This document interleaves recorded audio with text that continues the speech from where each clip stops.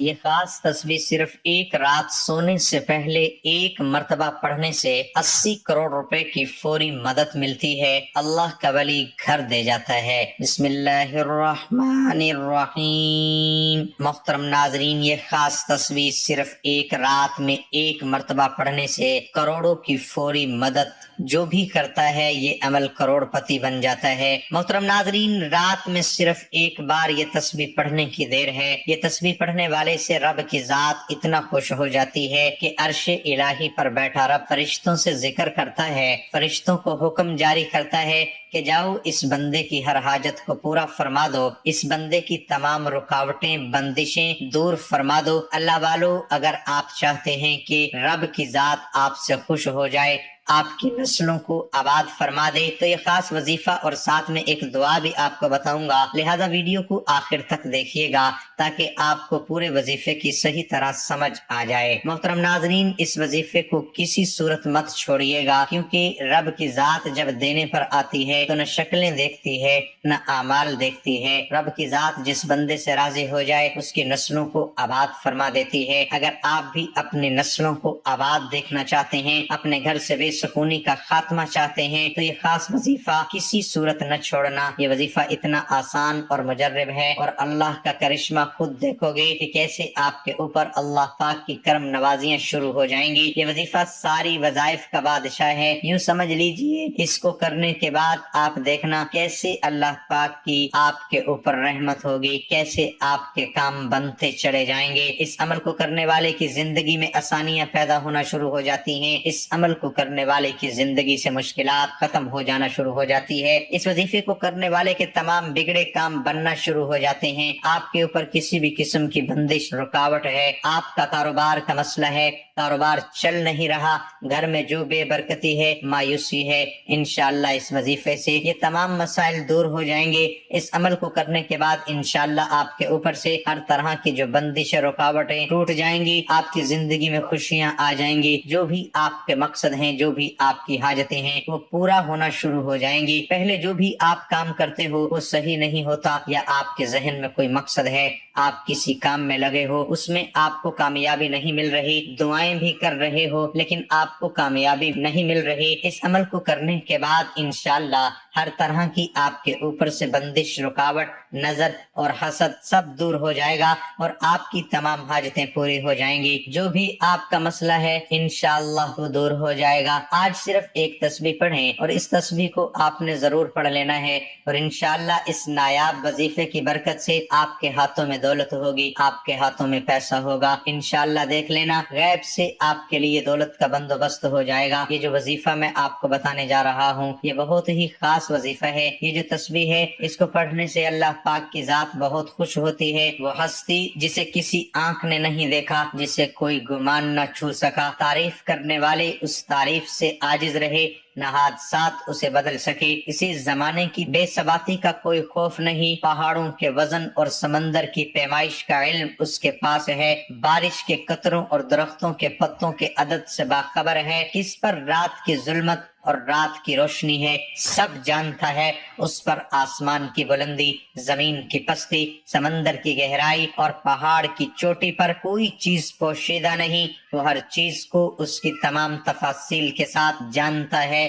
آپ آہستہ سے بولیں یا زور سے، وہ آپ کے اندر چھپے تمام بھیتوں سے باخبر ہے، وہ تمام سانس کو نکلنے اور اترتے ہوئے دیکھتا ہے، رگوں میں چلنے والے خون کی آواز سنتا ہے، پتے کے ٹوٹنے اور زمین پر اس کے گرتے وقت آواز کو سنتا ہے، زمین کے اندر اس کے نیچے چلنے والے کیڑوں کی آواز سنتا ہے، سمندر کی تہ میں چلنے والی مچھلی کی آواز سنتا ہے، بحر و بر میں جو کچھ ہے سب اس کے علم میں ہے۔ وہ اس کائنات کا بادشاہ ہے، رب ہے، پالنے والا ہے، اس کی آنکھ کو نہ اونگ آتی ہے نہ سوتا ہے، کالی رات ہے، ایک کالا پہاڑ ہے، اس میں کالا پتھر ہے، دنیا کی ایک چھوٹی اور کمزور ترین مخلوق چونٹی جس کی رنگت بھی کالی، اس کالی رات میں کالے پہاڑ کے کالے پتھر پر یہ کالی رنگت کی چونٹی چل رہی ہے۔ چونٹی کے چلنے سے پتھر پر جو نشان پڑتے ہیں وہ نشانات ہمارے حاشیہ خیال اور تصور میں بھی نہ آتے ہوں گے۔ اس لکیر کو اس کی تمام تفاصیل کے ساتھ عرش پر بیٹھ کر دیکھنے والے ہستی کا نام اللہ جل جلالہ ہے۔ آپ کبھی چونٹی کو اٹھا کر اس کے پاؤں تلاش کرنے کی کوشش کریں، آپ کو اس کے پیر ہی نظر نہیں آئیں گے۔ ان پاؤں کے نشانات دن کی روشنی میں اگر وہ نرم مٹی پر چلے تب بھی اس کے پاؤں کے نشانات نظر آنا محال ہے۔ رات کی ظلمتوں میں کالے پہاڑ کے سخت کالے چٹانوں پر اس کے پاؤں کے نشانات نظر آئیں، جبکہ وہ عظیم و برتر ہستی عرش پر سے اس چھوٹی مخلوق کی ظلمات کے اندر پاؤں کے نشانات کو دیکھتا ہے۔ ہم جس جگہ آباد ہیں اسے دنیا کہتے ہیں۔ یہ روز ہمارے مشاہدے سے گزرتا ہے، یہاں ہمیں سب نظر آ رہا ہوتا ہے۔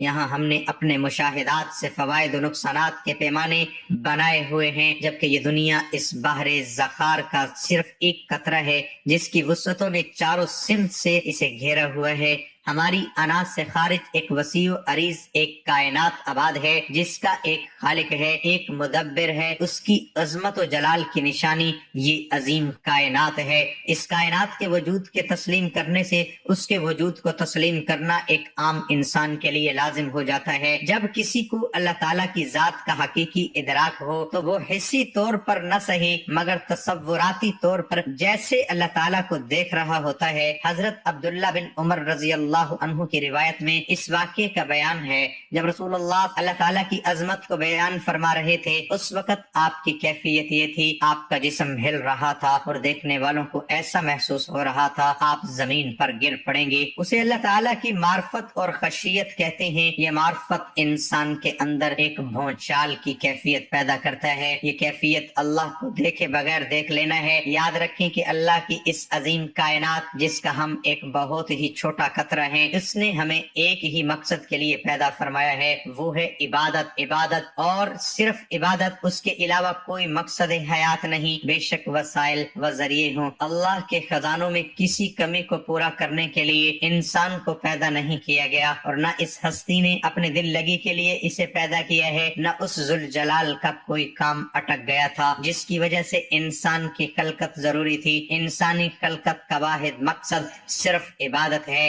انسان سے اس خدائے سبوح قدوس کی صرف عبادت مطلوب ہے، اس لیے صبح و شام اسے یاد کرو۔ یہی انسانیت کی معراج اور امتیاز ہے، اور جو اللہ کا ہو جاتا ہے تو ساری دنیا اس کی غلام ہو جاتی ہے، اللہ اس کا دوست بن جاتا ہے۔ پھر اس انسان کے دشمن اللہ کے دشمن بن جاتے ہیں، اس کے دوست اللہ کے دوست ہو جاتے ہیں۔ جس نے اللہ کے دوست کو تکلیف پہنچائی وہ قادر مطلق اس سے اعلان جنگ کر لیتا ہے۔ اللہ کا ہو کر دیکھیے، اللہ کی ذات کو مقصد بنا کر زندگی گزار کر تو دیکھیے۔ اللہ کے لیے مرنا، اس پر مٹنا سیکھیے، اس کے لیے جینا سیکھیں۔ خوشی بھی وہی ہو جو اسے پسند ہو، غم میں بھی اس کا لحاظ اظہار بھی جو اسے پسند ہے، اور اخفا بھی وہ جو اسے پسند ہو۔ ہر دم اور ہر لمحہ اس کی رضا مطلوب و مقصود ہو۔ اللہ تعالیٰ کی عبادت کے ساتھ ساتھ ہمیں ہر پل، ہر وقت، ہر لمحے شکر ادا کرتے رہنا چاہیے۔ اسلام نے شکر ادا کرنے کے ہمیں 4 طریقے بتلائے ہیں، دل سے،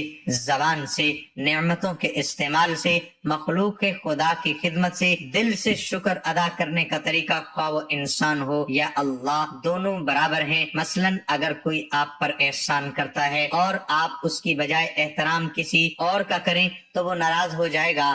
بالکل اسی طرح اللہ تعالیٰ نے ہمیں بے شمار نعمتوں سے نوازا ہے، اگر ہم اللہ کی بجائے کسی اور کا احترام و اکرام کریں گے تو اس عمل سے اللہ تعالیٰ بہت سخت ناراض ہو جاتے ہیں۔ ہم اللہ اکبر تو کہتے ہیں لیکن دل میں احترام پیسے کا ہے کہ اس سے سب کچھ ہوتا ہے، اس کے علاوہ کچھ بھی نہیں ہو سکتا۔ ایسے نظریے اور عقیدے سے اللہ ناراض ہوتے ہیں۔ یہ ایک فطرتی اصول ہے کہ جس شخص پر کوئی احسان کرتا ہے وہ بندہ اس کا غلام بن جاتا ہے اور اس سے محبت کرنے لگ جاتا ہے اور اس کی پسند کو ترجیح بھی دیتا ہے۔ اسی طرح ہمیں بھی چاہیے کہ ہم اپنے حقیقی اللہ تعالیٰ کے احکامات کو ہر وقت ماننے کی اور ترجیح دینے کی کوشش کریں۔ زبان سے شکر ادا کرنے کا طریقہ، انسان اس کا اقرار اور اظہار کرے کہ یہ چیز میرے ابو نے یا بھائی وغیرہ نے دی ہے، اس میں ریاکاری مقصود نہ ہو۔ اللہ تعالیٰ کی ہر دی ہوئی چیز پر الحمدللہ کہیں، مثلا الحمدللہ اللہ نے مجھے آنکھوں کی نعمت سے نوازا وغیرہ۔ بندوں کا شکر ادا کرنے کا مطلب یہ ہے کہ جب کوئی آپ کو کوئی چیز دے اس پر اس کو جزاک اللہ کے دیا جائے تاکہ اس کے ذریعے اس کی دی ہوئی نعمت کا اس کو بدلہ مل جائے۔ حدیث میں آپ نے فرمایا جو شخص بندوں کا شکر ادا نہیں کرتا وہ میرا شکر ادا نہیں کرتا۔ نعمتوں کے عملی استعمال کا مطلب یہ ہے کہ اللہ تعالیٰ کی دی ہوئی نعمتوں کو عملی طور پر استعمال کرنا اور اس کا استعمال کر کے اظہار کرنا۔ ایک مشہور واقعہ ہے کہ ایک صحابی آپ کے پاس آئے اور انہوں نے میلے کچیلے کپڑے پہنے ہوئے تھے، جس پر آپ نے ناراضگی کا اظہار کرتے ہوئے فرمایا کہ جاؤ کپڑے صاف ستھرے پہن کر آؤ، کیونکہ اللہ تعالیٰ خود بھی جمیل ہے اور خوبصورت اور جمال کو پسند کرتے ہیں۔ جب ہم اللہ تعالیٰ کی دی ہوئی نعمتوں کا اپنے وجود پر اظہار کرتے ہیں تو اس سے اللہ تعالیٰ بہت خوش ہوتے ہیں، لیکن اگر استعمال نہ کی جائیں تو یہ بھی ایک ناشکری ہے۔ مخلوق خدا کی خدمت کر کے شکر ادا کرنا مطلب یہ ہے کہ اللہ تعالیٰ کی دی ہوئی نعمتوں سے دوسروں کو فائدہ پہنچانا، مثلا اپنے علم، عمل، ہنر، مال اور تزکیہ نفس وغیرہ سے دوسروں کی رہنمائی کرنا، یہ بھی ایک شکر کا بہت بڑا طریقہ ہے۔ تو محترم ناظرین، اب اس عمل کا طریقہ کار جان لیں۔ آپ نے کون سی تسبیح کیسے پڑھنی ہے، کتنی بار پڑھنی ہے، کون سی احتیاط کرنی ہے، آپ اچھی طرح جان لیں۔ آپ نے اس عمل کو پورے یقین کے ساتھ کرنا ہے، آپ کے ذہن میں کسی بھی قسم کا شک نہیں ہونا چاہیے۔ آپ نے پورے یقین کے ساتھ کرنا ہے اور خاموشی کے ساتھ کرنا ہے اور پوری توجہ کے ساتھ کرنا ہے۔ وظیفے کے دوران آپ نے بولنا نہیں ہے۔ اکثر کچھ لوگ کوئی کام کر رہے ہوتے ہیں، کچھ عربی کلمات پڑھ رہے ہوتے ہیں، آپس میں گفتگو بھی کر رہے ہوتے ہیں۔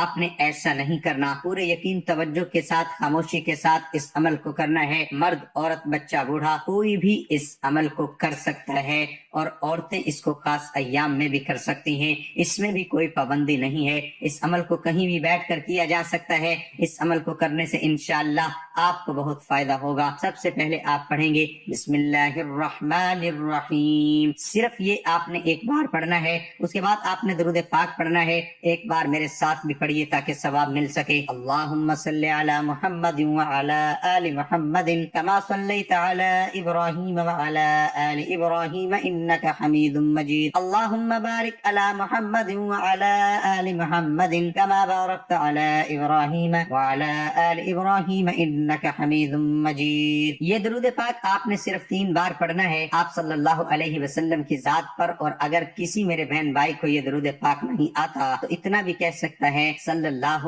علیہ وآلہ وسلم۔ پھر آپ نے ایک تسبیح پڑھنی ہے، یہ دونوں ملا کر ایک لفظ بنے گا، مطلب یا اللہ یا عظیم، یہ پڑھیں گے تو ایک شمار ہوگا۔ اسی طرح آپ نے ایک تسبیح ان کی پڑھ لینی ہے کہ اسوہ حسنہ میں سے ایک نام العظیم ہے۔ العظیم کا مطلب ہے عظمت تو بزرگی کا مالک، یا عظیم کا وظیفہ عزت و بزرگی پالنے کے لیے انتہائی مجرب اور مقبول ہے۔ یا عظیم کے بے شمار فوائد ہیں۔ یا عظیم کا وظیفہ کرنے والے کو اللہ تبارک و تعالی عزت، ہیبت اور وقار عطا کرتا ہے۔ اس ورد کو کرنے والے کو جابر سلطان کے خوف سے نجات مل جاتی ہے اور پڑھنے والے کو سکون نصیب ہوتا ہے۔ اگر آپ کا کوئی بھی وظیفہ آپ کے کام نہیں آ رہا تو عمل لازمی کر کے دیکھ لیں، انشاءاللہ اس عمل کے بعد پتہ چلے گا کہ وظائف کام کیسے کرتے ہیں۔ ساری زندگی عمل کرتے رہو اور دولت پیسے دونوں ہاتھوں سے سمیٹتے رہو گے۔ جس نے اس عمل کو کیا مال و دولت بے حساب اور بے تحاشا پایا۔ ایک بار عمل کر کے دیکھیں۔ اس تسبیح کے بعد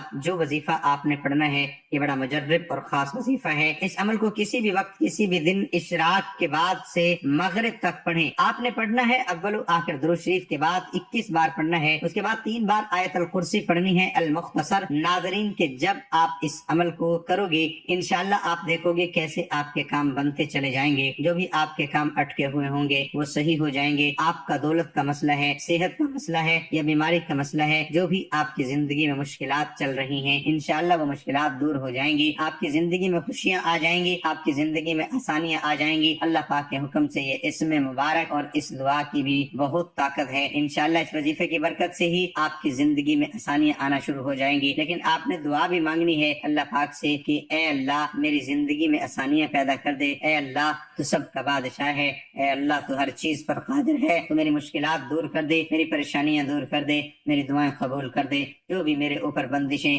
جو بھی میرے اوپر رکاوٹیں ہیں وہ دور کر دے، اے اللہ تو ہر چیز پر قادر ہے۔ اور اللہ تعالیٰ سے دعا کیجیے گا کہ ہمارے صغیرہ اور کبیرہ گناہ معاف فرمائے اور ہمیں گناہوں سے توبہ کرنے کی توفیق عطا فرمائے، اور جو لوگ حضرت آدم سے لے کر آج تک فوت ہو چکے ہیں ان کی مغفرت فرما اور ہمیں ہدایت والے راستے پر چلنے کی توفیق عطا فرما اور ہمیں 5 وقت کی نماز پڑھنے کی توفیق عطا فرما، آمین۔